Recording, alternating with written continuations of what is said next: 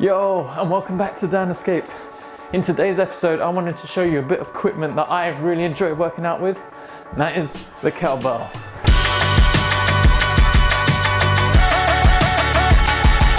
So in case you haven't seen my quarantine home gym video, these are my set of kettlebells. I got two 9 kilograms at the front, which I bought from Sports Direct. And then I got these three, which is a 16, a 20, and a 24 that I got from Fitness Superstore just before the lockdown. So I first saw kettlebells in a film called Never Back Down. It's basically this good looking guy, has anger issues, takes up MMA, solves his anger issues. But in his training sequences, they're using kettlebells, and in the beginning, he's really struggling. By the end, he's lobbing it up above his head and doing double taps as it's coming down. So the great thing about kettlebells is you can do a ballistic workout with them. A lot of you are probably thinking, what the hell is a ballistic workout? I didn't know myself. I had to go to Wikipedia and find that out. And it's basically in one exercise you can do cardiovascular, strength, and flexibility, which makes this a great piece of equipment to have at home. In this video, I just wanted to show you some of the exercises that I do with the kettlebell. I just want to caveat that I'm not a proper strength and conditioning coach. These are exercises that I've either watched on YouTube, had help from friends, or used with my strength coaches at Fight City Gym. If you want to attempt these at home, start off light or with no weights at all, just to build up your techniques. I just don't want you to cause injury, because I have done it where I've tried something like a get up with a slightly heavier kettlebell and almost dropped it on my head, which wasn't fun. So the first exercise I'm going to show you is called the halos. You're going to start with a smaller weight, and this is a really good one to warm up the shoulders. So you can invert the kettlebell like this, and then you go around your shoulders like this, around your head, sorry. And you keep doing this. Probably want to do 10 each side if you want. The kettlebell swing. Again, you want to keep loose arms with this one. The only thing that's going to be tight in your arms is your fingers around the kettlebell, so you don't let go of it and it smash anything in front of you. Grab the kettlebell, straight back, let it go, and thrust out with your hips.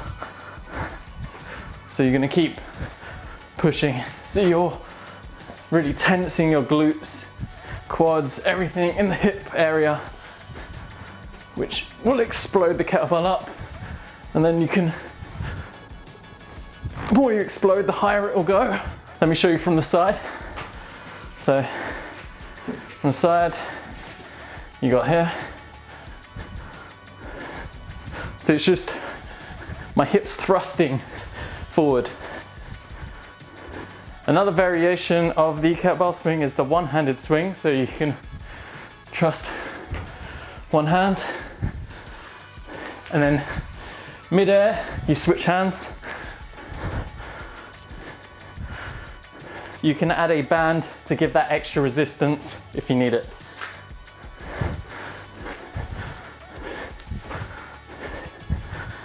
So this next exercise I'm going to show you is called the get up, or the Turkish get up. And I'm going to use a smaller weight for this one, the 9 kilogram. I can do it with a 16, but my technique goes all over the place, and I'm scared I'm going to drop the kettlebell on my head. Grab the kettlebell with, say, your left hand. So if you're going to do your left hand first, you want your left hand to be on the bottom of the floor. And then you're going to turn over with both hands, push that up in the air. See, now I've got a straight line. My fist is pointing upwards like I'm throwing a punch, and it's coming down. I'm going to keep the same leg up and the opposite leg down. And the idea is you want to keep looking at the kettlebell the whole time. So your kettlebell in hand is always in your vision. And the first thing you're going to do is go up onto your elbow. If you can see my elbow on the floor here. Then place that up onto your hand. Then thrust up with your hips. So now you've got this weird position here. Then you're going to sweep this leg behind you. Kneel up. Switch the leg around. And then just stand up, keep looking at the kettlebell, and you're going to do exactly the same in reverse. So like that, turn the leg, base turn the hand, out, come back down, onto my elbow, there, come back down, there you go. So the next move is gonna be the clean. It's, I'd recommend starting again with a smaller weight if you're new to this, but basically you wanna pull the weight off the floor, bring it up, and then the kettlebell will slide over, and this is where it gets complex / hurts. If you grip too hard on the kettlebell, it can bounce down onto your wrist, and that's not very friendly basically. It hurts a lot.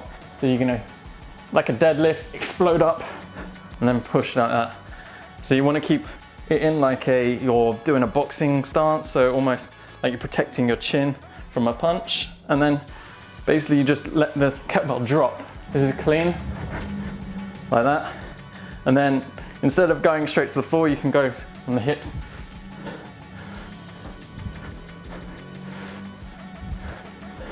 And then switch.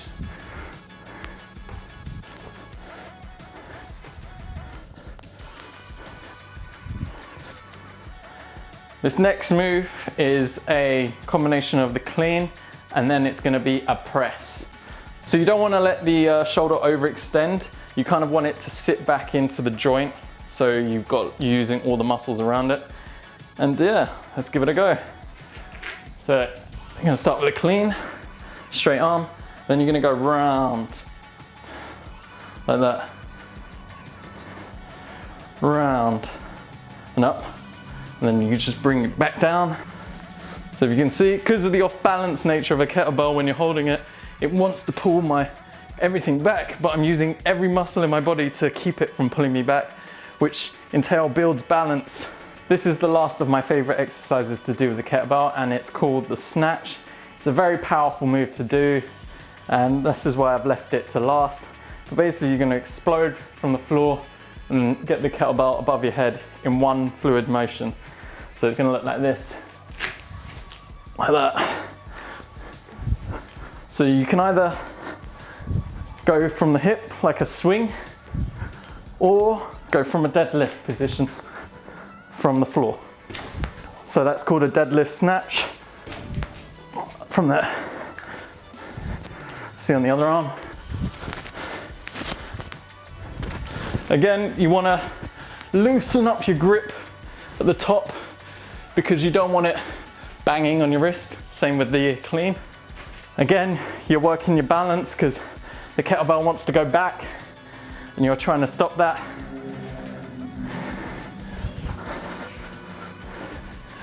See if you can see it's pulling me back, but I'm using all my muscles to try and prevent that from happening, which is why kettlebells are one of the best strength equipments you can use.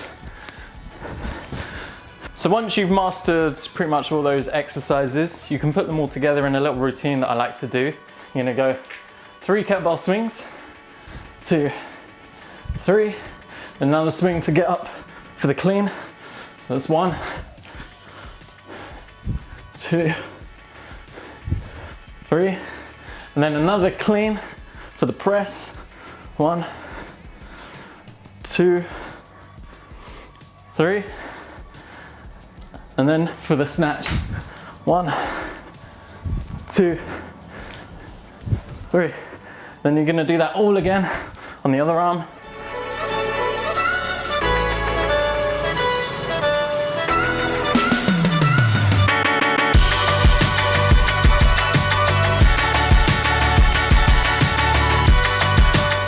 And that is one set.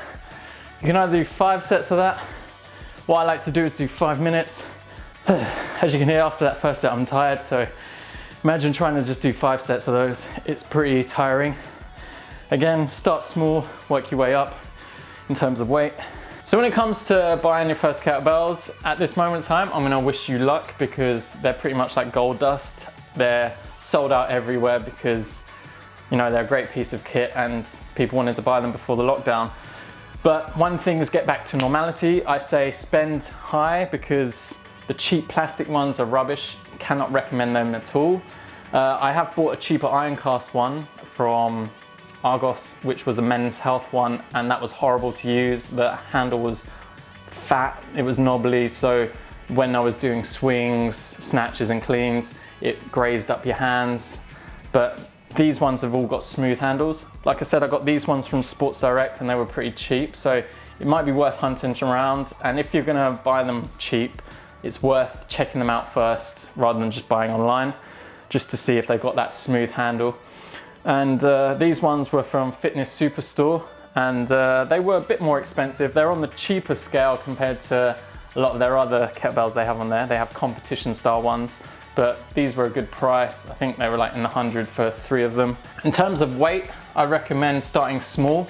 So if you're no technique at all, probably like below an 8, and just learn things first. But also you need a bit of weight there, so I'd recommend, yeah, maybe 8 if you're a bit bulkier, 12. Those are good to start out on. And then once you've mastered the technique and you feel ready, go up to the 16, 20 or 24. I can't do most of the techniques with the 24 and I'm still progressing to the 20, but this one I just use for deadlifts, squats, etc. And these 2 are my main workhorse. I just wanted to add that I don't do weights to sculpt my body and have the perfect ripped abs, etc. If I wanted to do that, I'd stop eating all the junk food that I do. But it was mainly to improve my range of motion and strengthen the muscles around my joints, etc., to prevent injuries. And when you're in jiu-jitsu, it's good to have a bit of strength and mobility. So that's why I do my strength training, not to look good, but to perform well. So that's it for today's episode. I'm trying not to fall over. Jesus. If you enjoyed the kettlebell workouts that I like to do, then give it a thumbs up. If you have any questions, then comment below or message me on Dan Escapes. And hopefully I'll see you in the next one. So you probably care more about my cats than you do my kettlebell workout. So here's Millhouse, just laying on the piano like a good boy. Oh, Millhouse. And then Bart is cocooned away under here, hiding away from the sun. See if we can get him. Hey Bart. No, he's gone. Oh, there we go. Oh, little Bart. So kettlebells are pretty much a cannonball with a handle made from iron or steel, and they can make a pretty good weapon if you whack someone around the head with them, but I wouldn't recommend it.